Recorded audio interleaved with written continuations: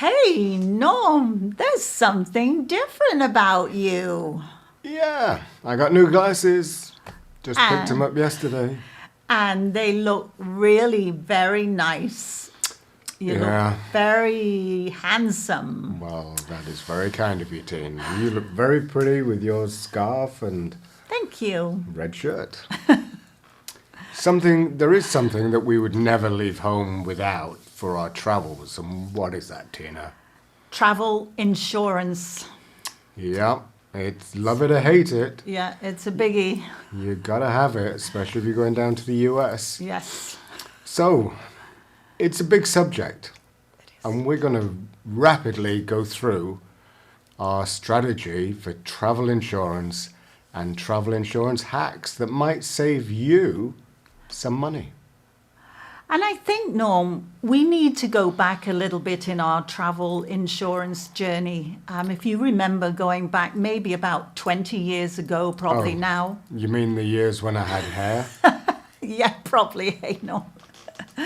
Those were the days where we used to book a vacation package and we would always have to pay extra for the travel insurance. We did indeed. And thinking back, we probably paid about $200 to $300 per person for just 7 days. It was outrageous. In fact, we Right, were it was. shocked. We definitely were. But And obviously, they were making a ton of money from it. yeah, they were, weren't they? So one day, our MasterCard statement, about 20 years ago? Yeah, about 20 years now. Yeah. The statement came in the mail. Good old days when you could get a paper statement. Aren't I a dinosaur too? I love paper statements, Norm. Yeah. So anyway, there was a little flyer in it. Yes. And it was advertising MasterCard travel insurance. So Tina took a look at it, and what did you find?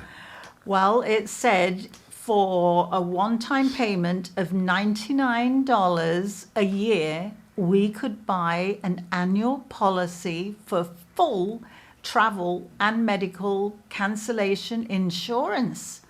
I Yep. said to Norm, just look at this compared to what we've been paying. We need to sign up for this. Yeah, those travel companies were outrageously expensive, So we signed up for it, didn't we? and we've had it ever Ever since. since. Yes, it's been wonderful. It really has, and luckily the two of us have never had to make a claim on it, so it's peace of mind.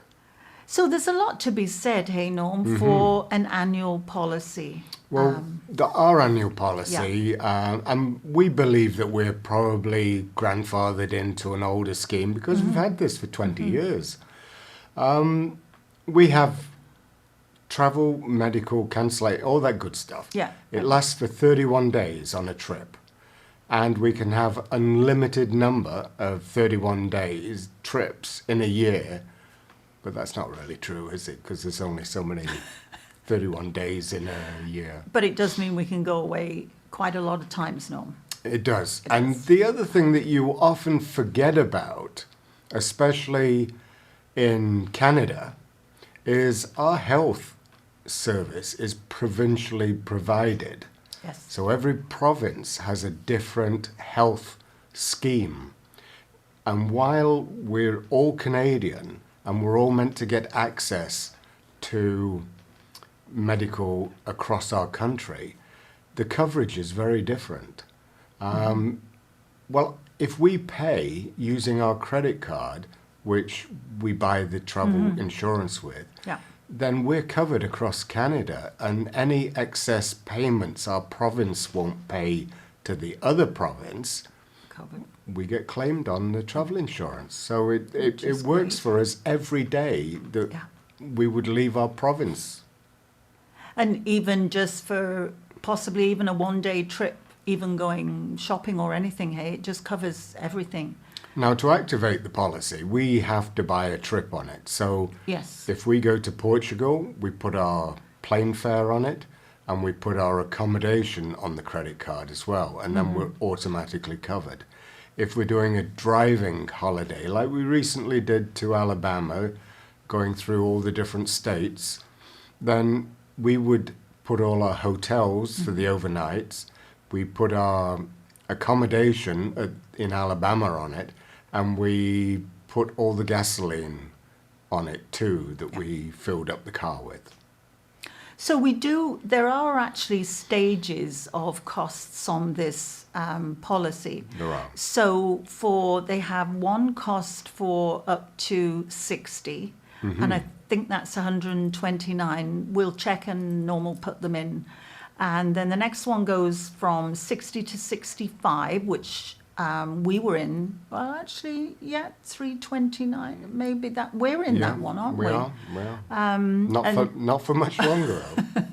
And then it changes again when you get to be 70. The final one kicks in from 70 to 74.